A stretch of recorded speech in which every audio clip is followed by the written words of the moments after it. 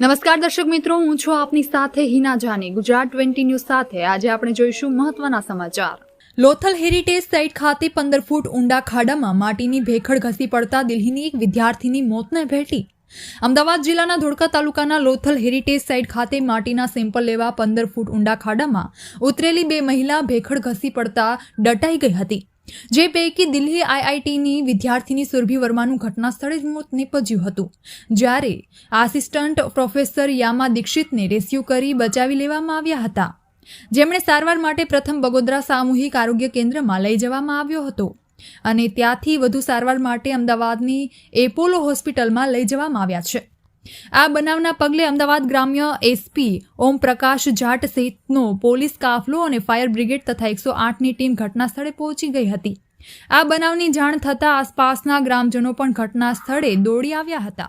આજ સવારે લગભગ 11:15 વાગ્યા જો કોટ પોલીસ સ્ટેશનમાં એક ફોન આવ્યો હતો કે એક ઇન્સિડન્ટ બન્યો છે, જેમાં આર્કિયોલોજીકલ સ્ટડીઝની માટે આઈઆઈટી દિલ્હી અને આઈઆઈટી ગાંધીનગરની એક ટીમ આવેલી છે.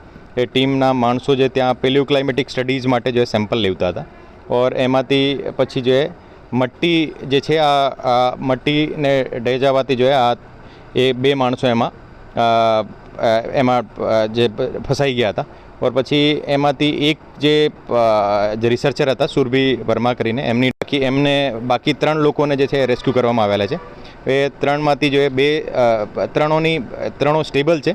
और એમાંથી બે જે છે એની પ્રાથમિક સારવાર થઈને જો અત્યારે જો એ બિલકુલ વ્યવસ્થિત રીતે એના બોલવાનો એનો હેલ્થ એકદમ સારી છે. और એક જે છે એના ખાલી ઓક્સિજન લેવલ ઓછો છે, તો જો અત્યારે એને રેફર કરવામાં આવે છે. એ પણ બિલકુલ ખરેખર સ્ટેબલ છે. એને કંઈ और એને પણ જે મેડિકલ સારવાર માટે જે અમારી ટીમ ત્યાં પોલીસની ટીમ પણ સાથે છે, और ત્યાં હોસ્પિટલ જોડે પણ કોર્ડિનેશનમાં છે. और એમાં કોઈ પણ પ્રકારની એને અત્યારે મેજર ઇસ્યુ નથી. તો એક જે અનફોર્ચ્યુનેટ થયો તો એમાં જે એક રિસર્ચરની ડેથ થઈ ગઈ છે, એનો બાકીની જે એડી દાખલ કરીને પોસ્ટમોર્ટમને બધી પ્રોસિજર અત્યારે ચાલુ છે. Thank you.